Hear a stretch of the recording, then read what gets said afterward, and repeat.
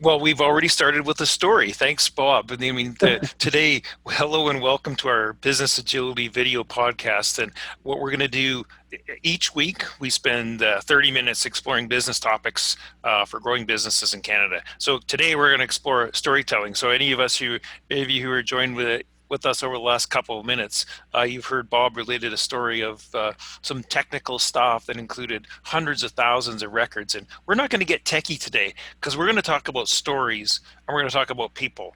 What we know, and Bob will share some really unique perspectives about it, is the connection among people and places. It can be one of the most effective ways to build relationships and to help communicate. So there's a real strong business and personal kind of messages that we'll have. To our panelists today are Samantha DeForge, myself, Murray Quibel, and as I mentioned, we're highlighted by our guest panelist, Bob Barnard. So the Bob is the founder of Wanderdriven, an app that connects people, places, and with their unfiltered stories. And while Bob is a solutions architect, he certainly wouldn't be defined by that. And he has a passion for storytelling, among other things. And he'll share some unique perspectives on business, personal connections, and really taking pride in asking the deep questions to try to figure out what makes things tick the way that they should. As always, our format is interactive. Send us your questions and comments. We'll start with some brief panelist introductions and then get right into our topic. So with that, I'll introduce myself quickly. I'm Murray Quibel, the president of Accurate Solutions. We're a cloud software solution provider. So that's our passion and that's our story. Now we'll probably get into that in a future podcast around some of the passion and the stories around that. But I'm going to turn it over to Bob for a quick introduction and then we'll get right into our topic for today. My name is Bob Barnard and I am, as Murray said, the founder of Wanderdriven. I'm a passionate storyteller. I've been telling stories for decades with businesses' data to bring it to your customers and your users, but really my passion is people stories, the unfiltered stories you can't find online, and what connect us to the communities that we're a part of. Sam? Yep, and I am Samantha Knighton DeForge. I work with Accurate Solutions as the business solutions specialist. So like Murray said, we are typically a techie bunch, so to speak, addressing business solutions on a day-to-day basis. And I think that's sort of how I want to create my segue. You know, Bob, prior to us going live, you kind of mentioned this one thing that, you know, there's different types of people introduce themselves different way, right? You know, the Indigenous, you know, you made a really good reference to that. And then there's people like us as well who just say, when we're asked, you know, tell me your story or tell me about yourself. And it's just so weird to think that, you know, everyone has a different perspective. So do you think people talk enough about their stories or no? No, I think people are afraid to share their stories because I think there's a sort of a preconceived notion that our stories don't matter, our individuality isn't as appreciative as someone who's highlighted or a large corporation which has succeeded. And I think that's the problem. The problem is all of us, if we're bootstrapping our way up or for small, medium businesses, we are looking for a way to distinguish ourselves against these giants, these monolithic figures. And their stories, you know, it's hard to tell where the fact and the fiction is anymore. But the USP today is your story. And that's really what I focus on, you know. Well, when we talk about stories, I mean, the environment that we're in nowadays, right? We're obviously facing a, you know, not even just a Canadian problem, but a global problem. And this isn't news to everybody. You know, this isn't new news to anybody. You know, we're obviously in a position where environmentally speaking, from a business standpoint, everyone's trying to get the lowest price. Everyone's trying to address that. Everyone's bidding, you know, bidding wars are happening. People are trying to discount their services. How do you think that a business should compete in the market? And do you think that storytelling is a way for them to do that? Yeah, I do. I think that sharing your story is the distinguisher you need. You know, I'll take an example of you know, so we're all accustomed to social media, the highlight reel, Instagram, Facebook, you know, people tweeting their best self. I'll tell you about a woman that I view as a hero. She runs a small business, and her story is she'll leave her home at 3:45 in the morning. She gets up, she sacrifices her time with her children to get them their meal. Why? To help someone who is at the gym on a one-on-one in non-COVID times in a group session people that are there early because it's the only time they can work out. If you looked at her Instagram story, you see this beautiful, jacked, super muscular best self, and you'd think, how could I possibly relate to this person? But when you listen to her story and what she's willing to do, to get up and leave your home that early in the morning and not have breakfast with your child or with your husband to help someone else along their way, it says a lot about the character of that person and what they will do for you. That's what they're willing to do in their own business. That's what she's willing to do for her customers. And why is she willing to do it? Because it changes their lives. It changes not only their lives, but their families' lives and their coworkers' lives. And it has this multiplying effect. Her story is talking about that grind, hustle, and fight, why it matters to her.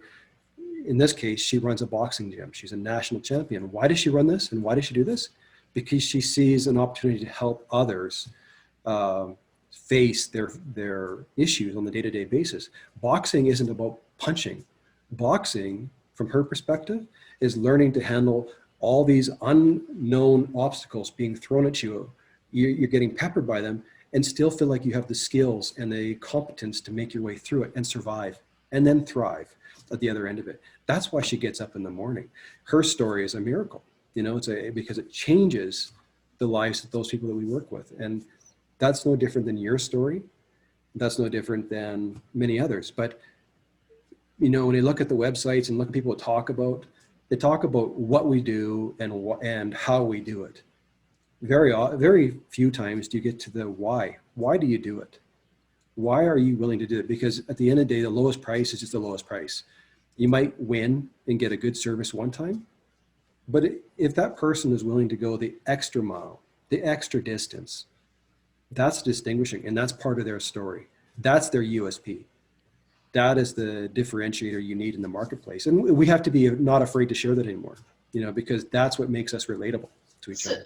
So do you think that, in business, obviously there's a lot of, things that this is unspoken laws, a status quo, so to speak, to actually abide by when, you're working with corporate level executives, when you're working with a team, when you're reporting to superiors, there is sort of those undefined rules and regulations on behavior. And sometimes, people think that talking outside of business about personal life is frowned upon. I know people who, don't speak about their personal life at all. But do you think that sort of comes back to the fact that businesses tend to shy away from having genuine people outside of a business perspective? Well, there again, so there's an interesting comment talking about the business itself. The companies that are doing amazing, lots of them broke with all those traditional laws. There's some great ones. Apple is, of course, that comes to mind really quickly. Why? They approach things differently than everybody else. Everybody else approached it the standard way. 90% of the companies all follow the same pattern. Apple decided, well, we're going to tell you about our why first. And they were doing storytelling long before anybody else. And so in order to do effective storytelling, though, you have to have a corporate philosophy that has to trickle down to your customers, to your employees, to your contractors. They have to feel the passion. They have to believe in what you believe in. And so for me, when I talk about, or you ask question about the standards and the norms, I think you're probably in the wrong business. You're probably in the wrong company, and you should maybe look to find a place where you can explore your individuality together with them, because somewhere there's a company that believes in what you believe, where you're best suited to share that, because that is all the Instagram, all the social media outlets we run today. The best PR we still have is that word of mouth. And if the employees are saying, this is a great company, this is why I'm proud to work here and represent you, the client, that's really what we want to do. And it's storytelling. It's storytelling. Whether it's corporate at the executive level, or whether it's the individual level saying to a buddy, hey, I know you're working here. We offer this service, but this is why we're different. It's not the cost of why we're different. It's why we're different, I think that drives, just like you were saying, Bob, is that the USP, or the unique selling proposition of the business. We've talked about price or the product, and that is, it's there, But really, what people want to do, they want to connect as people. They want to do business with people that they know, they like, and most importantly, they trust. And I think to your point, what better way to do that than to tell some really personal stories about what people's passion is. And again, it's not necessarily, maybe we should share some examples, because it's not necessarily about, hey, the passion for implementing a piece of software or the passion for building a car. It's, hey, I've got a passion for music or art, but maybe share some thoughts or examples about how companies, can take that personal passion and kind of translate that into their USP. Well, it's interesting. So engineering companies are notorious for building relationships at the mid-tier level, right?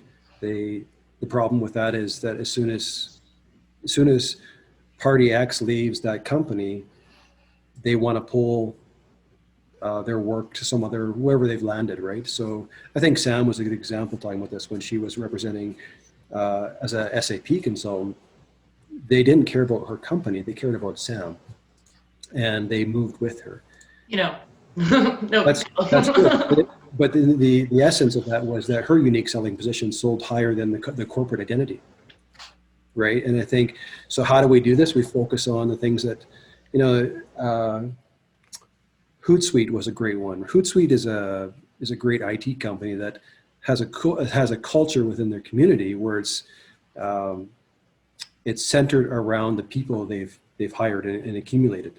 They celebrate them. They post things on social. They showcase the charities and the investments that interest the people that work for them, and they're not bashful or shy about doing it. It's not always centric on the deliverable that you're selling from your corporate side of things. It's about the things that we support and the things that we are willing to encourage and the things that we're willing to go the extra distance for to help others outside of our industry, to help the industry at large, things like that, help the community at large. And I think, you're seeing a lot more of that coming through, people being more, here locally in town, we have Benevity. Benevity is an interesting success story that's done amazing things. It's the first billion-dollar company here out of Calgary. And it's all about celebrating corporate investment in charity and how to do it properly, how to do it wisely. Pretty neat success story locally. It's right across the street, actually. Yeah, I mean, and the great thing about Benevity itself is that it's a local company. It's an excellent story, but yeah, they've got some of the biggest corporate clients in the world, don't they? They do. Yeah, there's some beautiful keystone clients they have on their market. Yeah. Before we get to, so hey, we're about halfway done here. I want to make sure that Bob, I want you to maybe speak to some of the projects you're working on and share some of the just some insights and stories into some things that you're working on now, because I think there's some really neat examples there that if you don't mind just sharing with us, that, and then as we all think as people, how we might, oh man, we can take a little bit of that to ourselves, but maybe just share some stuff with some of the stuff you're working on right now. Sure. Right. So right now I'm working on engagement here local to the Stoney Nakoda people. So part of what I'm endeavoring to do is to make space, for people to tell their stories that haven't been told before, or they've been filtered by someone else. And so right now we're stepping into an engagement to capture 20 to 25 elder leaders from these communities, sharing their stories in Stoney language, and then we'll translate them into English and French for everybody else to enjoy. And they're location specific. So when you're driving on that stretch of highway between Calgary and Banff, you get an opportunity to discover something you never knew that was beneath your feet. And really, that's what we're highlighting is all these locations we visit, the mountains, these sort of obscure lake names are named after something, and we often don't know the story. And really, we never think about it to prepare ahead of time. So this is the direction that I'm pushing with Wanderdriven, is to answer those questions you don't know how to ask. Oh, what happened here? And why would I want to know? So it's a short, interesting hook that leads you into a short narrative, which is to part of an overarching story arc, which allows you to discover at your leisure in greater depth the people that we walk the earth with. You know, for me, why Indigenous stories? Because they got 13,000 years here. They simply have the longest length of time on this continent, and we haven't heard near enough of what they've experienced, what they've shared from their own voice. You know, everybody's written a story about them, and it's kind of like Yelp. You know, I'm not a fan of Yelp. You know, I'm just not. Why? Because Yelp is everybody else telling your story, who you are and what you are. So to the circle back on the whole idea of storytelling, if you don't tell your story as a community, as a business, as an organization, as a culture, as an individual, I can assure you someone else will. And when they when they do, will they paint you accurately? And who do you want to tell that story, you or them? So in my case, you know, with so many of these languages and cultures at risk of being lost, here's an opportunity that I can provide a platform to preserve, protect, and promote all the misinformation that we've gathered as, you know, I don't know, the descendants of settlers, from our textbooks, from our colonial education, and allow it to be broadened by another perspective. And really that's what this is about. Just sharing perspectives, sharing experiences. So that's why I'm driving this, but it's more for, Wanderdriven is about storytelling in general. It's not limited to any particular sector. It's just, if we don't tell our story, it's almost like we didn't exist, you know? Well, yeah, and I think that there's also, I think that it would be a really, really beneficial tool as far as relationship building, building out referral business. I think it'd be very helpful in sales. You know, there was a statistic I saw last week or something that 96% of business sales or sales in general are based on the first conversation that you have with that person. So whatever that, you know, feeling is, whatever that taste is that you leave in their mouths, it's going to be based initially 96%. That's a big number, right? So I think there's a really good point about, you know, connecting with people on almost a deeper level instead of, you know, telling your story, finding out mutual hobbies, you know, and then you find different points of interest with that person, and naturally you'll build a relationship with them. For sure. So the what and the how we deliver things are all logic. You know, we like that part of it, you know, based on our culture. But we're also, as soon as we get to the what and the how, we are in our position of, I can say no. It's the emotional side we've got to tie into, because the emotional side is, it doesn't matter where you are, who you are, what culture you belong to. We all have this same expression. Said differently, it just doesn't feel right. It doesn't feel good, you know, so I'm not going to move forward in this relationship. Mm-hmm. You know, so we have all the evidence we need, but we base our last or final decision on a gut feeling, an emotional feeling. And the only way we can bridge that gap is to share a story.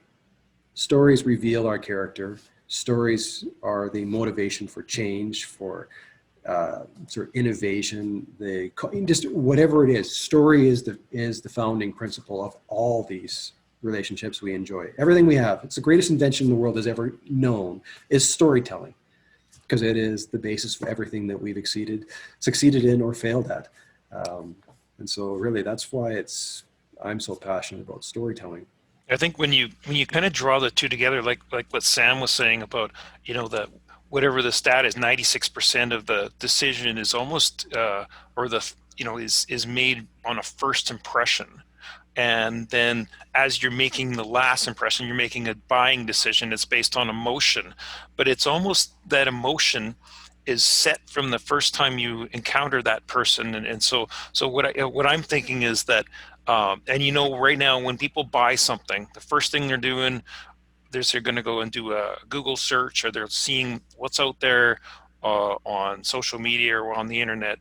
But you know, what better place to find, if you're searching for something, if the first thing you see is a great story about the company or about the people that are in the company or behind the company, then all of a sudden, instead of it being, because they may never phone you actually, so you may actually never have that personal conversation, but if they can see the story through a video like that, that goes a long way, doesn't it? And I think that's kind of what you're alluding to, Bob, is that the stories, not only do they need to be drawn out, but let's, drawn out of the people that are relevant to the history and the land, but also, let's get it out there and create the message on people's websites and their social media channels so that they naturally find it, hey, as the first point of contact, hey? Mm-hmm. Yeah, I think they don't have to be long, right? There's this message that a story has to be a super long, drawn Yeah. out. They don't. 2 minutes. 2 minutes is a long time to talk. But 2 minutes you can say quite a bit. And if you broke down your story into small segment pieces, story segments, and you release them once a week or whatever that might be, soon enough you'll have 20 minutes, 30 minutes, 40 minutes of content, which allows them to really understand who you and your people are. Because that's a differentiator, because every company here has great minds, great skill sets, great titles in their inventory of human assets. But the difference is how passionate and how much they love their job and how much are they willing to do for you and for themselves, and do those things align. And you only get through sharing a story. Well, and I think it's really hard too, right? Because when we talk about the word passion, I think that this is something that people use often, whether it's on their LinkedIn profile, whether it's on their resumes, or if they're looking for jobs or anything, but it's not something they'll ever verbally say. So when you're sitting there and you're reading, probably, let's say as a recruiter, your 150th resume, and the first sentence says, I have a lot of passion, that could become noise to people. But think there's, there might be different ways of having to position the fact that you have passion, and then also identifying what your story is. I think using a different series of words. I think anybody who knows me on a personal level of any point, or has me on LinkedIn, knows that I absolutely am passionate about ERP and business solution. I think that's probably the biggest part of my story from a professional standpoint. But I think that comes across very clear. Mm-hmm.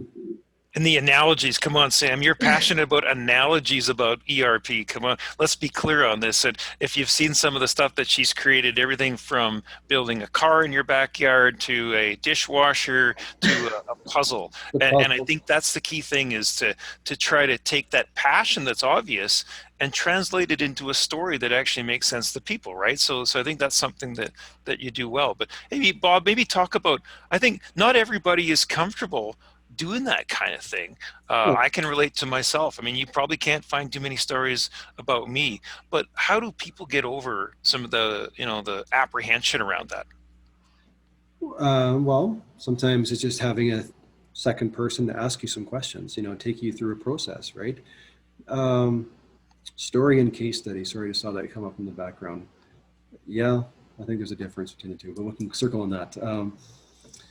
You're uncomfortable, but I think it's the case of you're not comfortable sharing.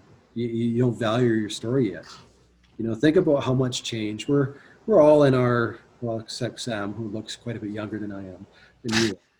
But at middle cream of that I use, it works really well. middle of my life, I think about who I was as a 20-year-old. Just think about your own personal journey. Take away your business. Just think about who you are, how you grew up at your home from those first 17 to 20 years, where you grew up. When you left, the person and how you thought and how you interacted with people is very different than who you are as a 50-year-old, right? Your attitudes, I'll use that. I'm from Saskatchewan, and I joke about this. I'm Bob the redneck from Eyebrow, Saskatchewan, population 10. If I had that small community, my interaction, my ignorance of the world is pretty narrow, but each decade, each experience that I meet, every location I go and I visit, there's a profound impact on who I am and how I'm approaching the world, because all of a sudden the world's been exposed to me in a bigger capacity. It's something that I never could even dream of. And if I think about what Bob at 17 would say versus Bob at 47, the things are drastically different. And I think if you pinpoint 5, let's talk about 5 locations, Murray, that changed your life. Just give me 5 locations. Tell me 5 Oh, locations. don't put me on the spot. I got to get, okay, I will. But the point, that's a good place to start. 5 for me, it's easy to do. So usually it's tied to when I finished a school where I got Yeah. married. Somewhere I went in Africa, somewhere I went in South America, and an experience that I had in America. So those 5 locations I can draw to 5 unique incidents that happened in my life that changed who I am and my approach to things. And everybody's got it. What I'm thinking just about there's it too. I'm like, what a location? couple, yeah, I mean, it's a great thing, and I think we'll come back and do another podcast, because I think that kind of hits to the guts of my story or Sam's story or your story. I want to get to a couple of comments that people have sent. The one was, and I want you to get into this, and then some, and I know that means something to you. And the first comment that I see in the chat kind of alludes to that, and it's like going the extra mile. So I want you to talk about that, but maybe quickly, the question: the difference between a story and a case study, because I think that everybody has a perception of what a story is, and some people might think of Instagram stories and things like that, and then, or also kind of go, okay, maybe in a business setting that might be a case study. But I want you to spend some time talking about that, about the story versus a case study, and then if we've got time, I want you to talk about going the extra mile. Well, quickly, I think the case study removes the emotional experience from it. It becomes simply facts and figures. Okay. The facts and figures are easy to dull a mindset with. So to get to the point where I wanted to pull apart your facts and figures and invest my time in it, I kind of want to feel like I want to spend my time with you. That's where the story is. The story pulls me into want to investigate to the nuts and bolts of your organization. And then some it's funny, I didn't realize that Napoleon Hill had something similar to that, but I'm sure every great business thinker that has the same approach. The bottom line is, if I'm going to go do an implementation for a client, and the client has a checklist of 10 or 15 things they have to have done, and then maybe a couple things that are extra bonus that would really remove some pain in their planning organization or whatever else, I will do my best to not only achieve the required deliverables, but I'll try to do those extra steps to reduce the stress, the change management that's coming in. Because if we're doing an ERP implementation, we know we're introducing all kinds of organizational change. Yep. So anything that I can do to take a little bit of the fear and the anxiety away from my end users it probably is more rewarding at the end of the day to the morale of the company and the feeling of the success or failure of an implementation, because those extra mile pieces are what's landing at the fingertips of each of your users. And that's the difference. The difference is the users want to feel they care.